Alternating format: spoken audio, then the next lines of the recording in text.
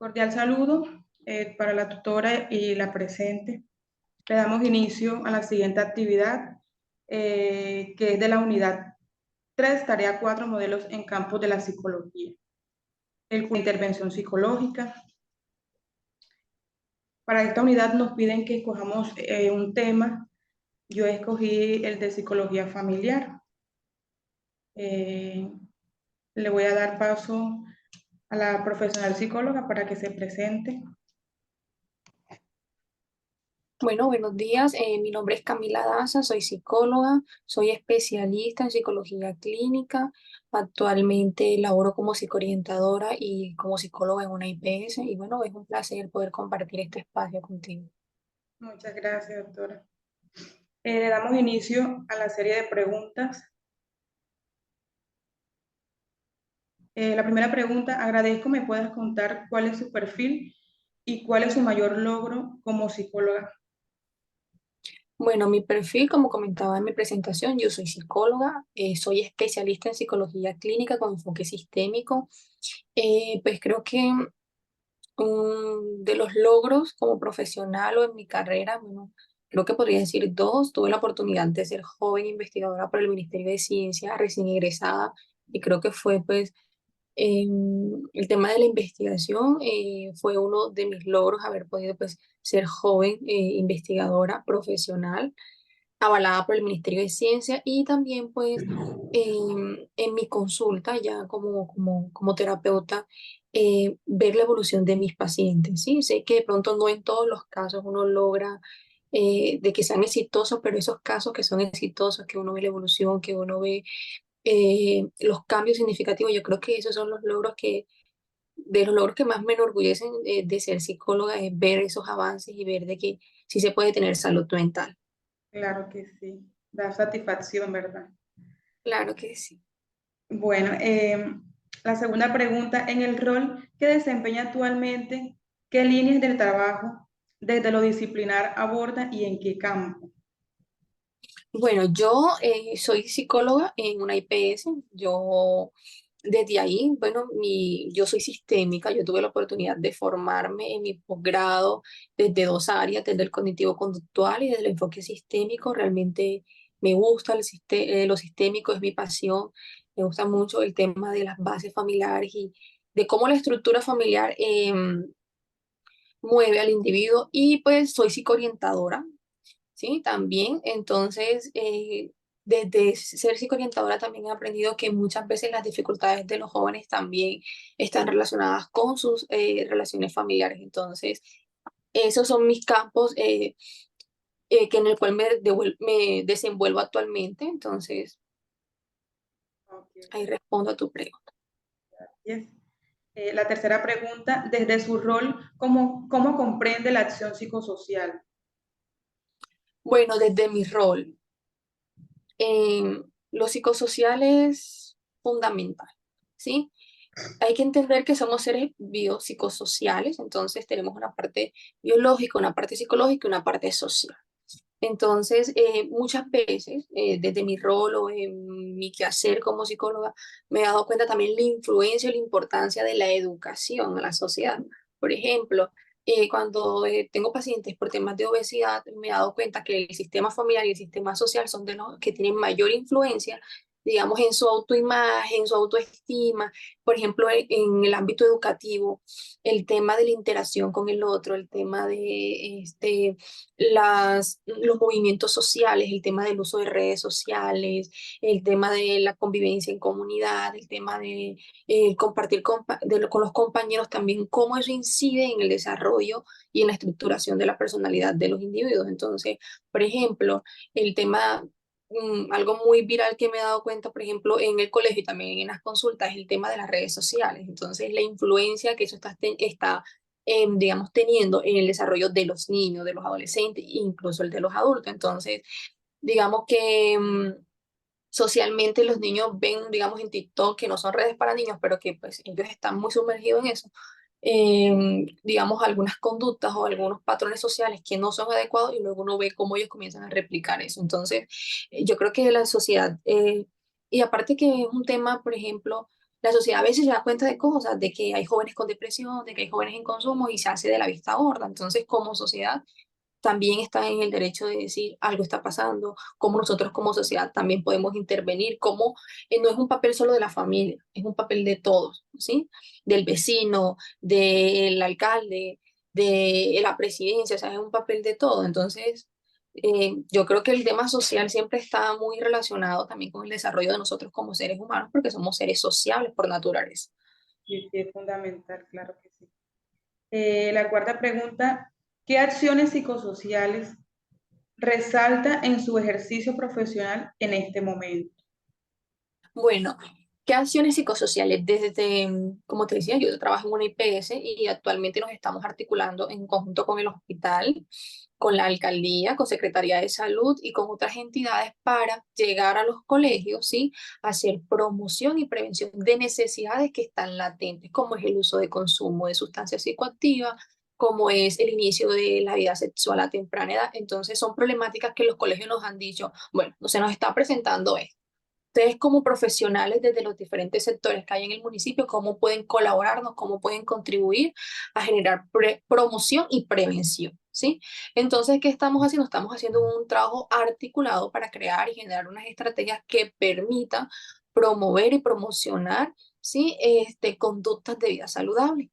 Entonces, que los jóvenes, ¿y cómo trabajamos esto? Pues trabajando primeramente desde el interior, trabajando las bases, esas estrategias de afrontamiento, el tema de conciencia emocional, el tema de regulación emocional, de autonomía, proyectos de vida, ¿sí? Tenemos jóvenes en estos momentos que uno le pregunta, ¿qué quieres hacer con tu vida?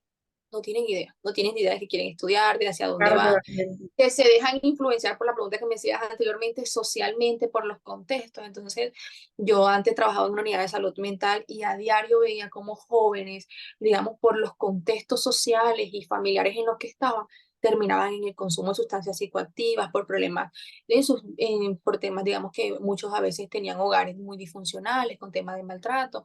Y sumado a eso, tenían un círculo social donde pues estaba latente el consumo y cuando ellos quisieron ver, ya ellos también estaban en un estado de consumo y un estado de adicción. Entonces, yo creo que, yo siempre lo he dicho, los jóvenes son el futuro de todo, ¿sí? Claro que sí. Y a veces no les damos ese valor, entonces ellos también merecen ser intervenidos, ellos también merecen políticas públicas de salud, ellos también merecen de que cada profesional desde su quehacer también haga esas proyecciones a nivel social, porque la sociedad influye muchísimo en todos los desarrollos. Entonces, sí, desde mi profesión estamos articulando ya este 24 de abril, Dios mediante, vamos a tener nuestra primera intervención en los colegios y pues tratando de verdad de generar ese impacto y que esto logre trascender en la vida de los jóvenes. Ok. ¿Desde cuáles modelos o enfoques de la psicología orienta las acciones que desempeña en el campo de la psicología? Bueno, como yo te comentaba, yo soy sistémica. Es un enfoque de verdad muy bonito, mi enfoque. Yo sé que de pronto el auge siempre es cognitivo-conductual y psicoanálisis, pero el enfoque sistémico también está mostrando al mundo de la psicología el tema de los movimientos familiares o de las estructuras familiares, cómo influencian o cómo predeterminan muchos de los comportamientos y conductas. Entonces, realmente yo siempre todo lo que hago lo hago del enfoque sistémico y en ocasiones siempre también me gusta trabajar mucho con los padres y yo siempre he dicho, a veces hay que mejorar pautas de crianza porque ciertas pautas son las que mantienen las conductas disfuncionales que presentan muchos jóvenes adolescentes. Entonces, yo soy sistémica, o sea, por las venas, por todo. Ok, seguimos con la siguiente pregunta. ¿Cuáles técnicas de abordaje utiliza desde los modelos y enfoques de intervención utilizados en su ejercicio profesional? Bueno, desde el enfoque sistémico, nosotros utilizamos, por ejemplo, lo que es el modelo estructural, las técnicas, las narrativas. Por ejemplo, yo soy mucho de las narrativas, me he dado cuenta que me es muy funcional con el tema de los jóvenes, porque a ellos les cuesta mucho el proceso dialógico, ¿sí? Esto de interactuar, ellos se cierran mucho, pero me he dado cuenta que a través de la narrativa yo los pongo a escribir, me llevan 3, 4 hojas contándome lo que les pasa y ahí comienzo yo a darme cuenta, bueno, que estamos, que qué significados ha creado, porque a veces de pronto los jóvenes, es que mi papá no me ama, es que a mí nadie me quiere, es que entonces ellos comienzan a generar significados de alguna, pues de sus interacciones y relaciones con los otros. Entonces, para mí una de las técnicas que yo más utilizo en consulta es el modelo estructural y las técnicas, las narrativas. A mí las narrativas me han funcionado mucho porque me permiten ver mucho contenido, entonces comienzo a trabajar mucho por medio de cartas, a veces les digo, digamos, como a veces para conocer e indagar más, yo sé, por ejemplo, yo le digo, hazme un cuento, haz un cuento de tu vida. Entonces, ellos no se sienten tan expuestos porque ellos están contando algo en tercera persona, pero no se dan cuenta que es su vida la que están contando de cierta manera. Eso a veces funciona mucho. Las preguntas paradójicas también funcionan mucho. Las preguntas circulares también son, digamos, de las técnicas que uno utiliza mucho en el modelo sistémico que ayuda mucho a hacer el proceso de intervención. Entonces, realmente son como que de las técnicas que más utilizo yo en mis consultas son esas. Ok.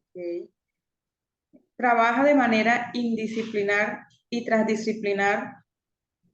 ¿Con qué otras trabaja Ay, no, disculpa.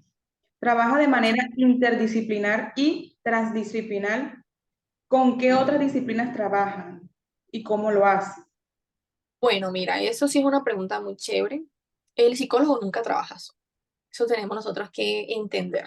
Este es un trabajo interdisciplinar. De donde yo, por ejemplo, en la IPS, yo en la IPS trabajo interdisciplinarmente con el psiquiatra, medicina interna, nutrición, medicina general. Entonces, muchas veces el psiquiatra me envía a los pacientes o yo muchas veces se los envío porque si yo no tengo un paciente estable, pues yo no lo puedo intervenir. Entonces yo le envío, me lo estabiliza y comenzamos intervención. Por ejemplo, medicina interna, lo que es obesidad, lo que es diabetes, lo que son dolores crónicos, también lo envían a psicología porque obviamente esas condiciones de salud también comienzan a permear su salud mental, ¿no? Pediatría también remite mucho, trabajamos muy de la mano, eso es un vaivén. ¿Por qué? Porque pediatría, entonces, si ve niños con, digamos, algunas dificultades de aprendizaje, algunas cosas que lo valoremos por psicología y le digamos al pediatra, bueno, listo, ellos llegan a psicología, entonces yo digo, no, sí, aquí puede haber quizás, hay, digamos, en la sintomatología presentada, vemos rasgos de TDAH o vemos rasgos de esto, lo otro, o dificultades para la lectura, o vemos disfemia, bueno, diferentes dificultades, trastornos del neurodesarrollo, ¿y qué hacemos? Listo, entonces valoración por neuropsicología, también trabajamos muy de la mano con el neuro porque, por ejemplo, llegan muchos casos de niños y la mayoría es porque los colegios los remiten. Entonces el colegio los remite porque el niño, digamos, que tiene un comportamiento activo, porque el niño se distrae con mucha facilidad, porque el menor le cuesta permanecer sentado en el puesto. Entonces uno dice, bueno, estas son conductas o son algunos signos que indican que puede haber unas dificultades atencionales. Entonces se remite. Entonces, en el colegio también trabajo muy de la mano, cuando soy psicoorientadora, con los psicólogos, porque hay casos que de verdad necesitan a veces terapia de familia, terapia individual, entonces se hacen las remisiones también por su EPS, o ya sea que el padre decida acceder particular, para que estos menores puedan ser intervenidos, pero realmente, como te decía, nosotros no trabajamos solos. Si me llega un caso, por ejemplo, de una anorexia, o algún trastorno alimenticio, yo necesito a mi aliado psiquiatra y a mi lado el nutricionista porque yo sola no puedo, necesito pues de ese trabajo y de ese apoyo de otras disciplinas, pero sí siempre se trabaja en conjunto con otros especialistas o otras disciplinas. Ok. ¿Ha participado en procesos de investigación? ¿Me podría contar cómo fue la experiencia? Bueno, sí, sí he participado en procesos de investigación, de hecho me encanta mucho la investigación. Bueno, comentaba al principio que yo fui joven investigadora con el Ministerio de Ciencia, nosotros desarrollamos, participamos y ganamos en una convocatoria y tuvimos la oportunidad de implementar por un año un proyecto que buscaba fortalecer las estrategias de afrontamiento en los adolescentes en zonas de posconflicto.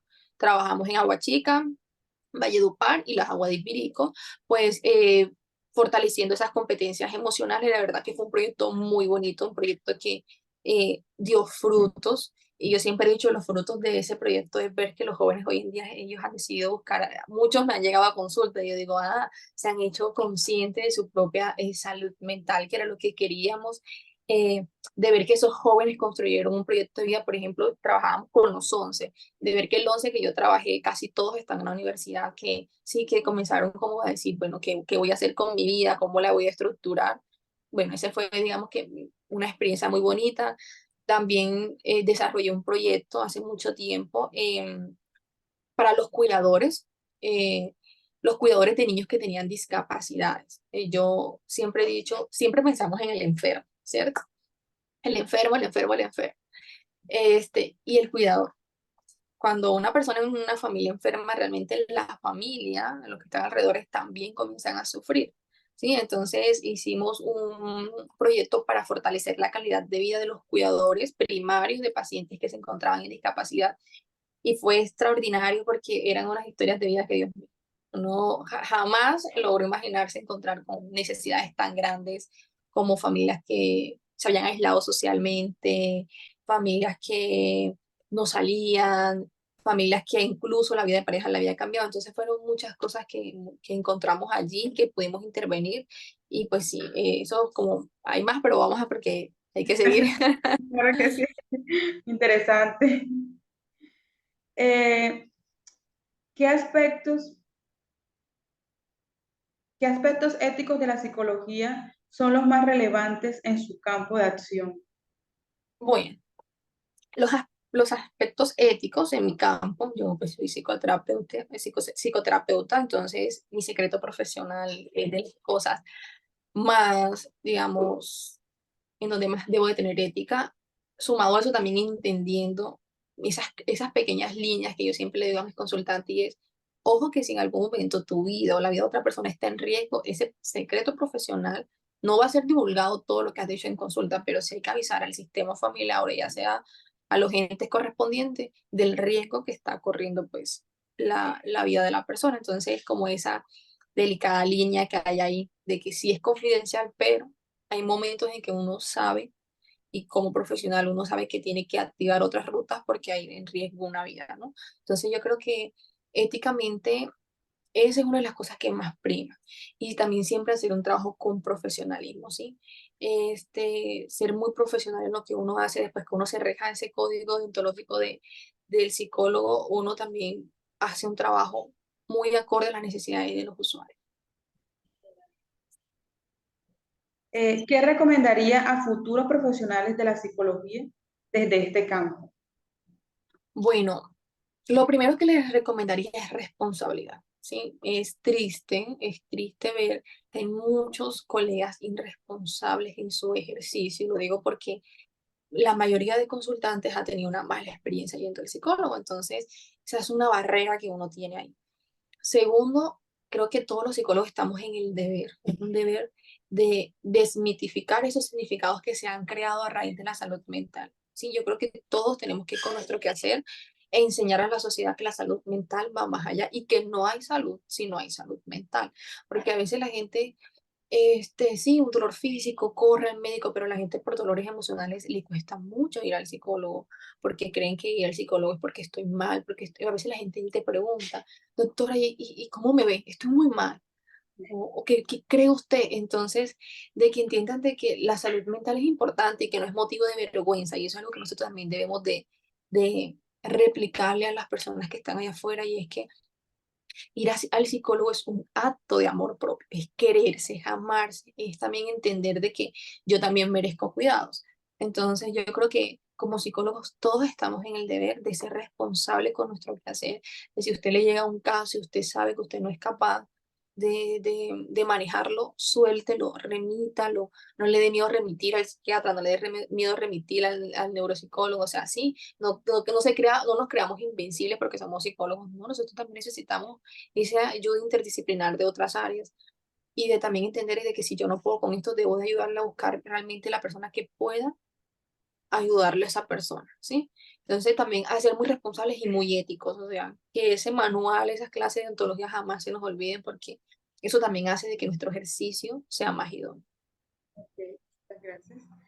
Eh, la última pregunta que la he formulado con respecto al tema. ¿Qué opina usted sobre la importancia que tiene para el terapeuta el conocimiento de las características sanas o funciones del sistema familiar? Yo creo que eso es de vital importancia. Cuando uno tiene un usuario o un cliente, ¿sí? En consulta, uno lo primero que de las cosas que uno más debe de investigar es esa historia familiar, esa dinámica familiar, ¿sí?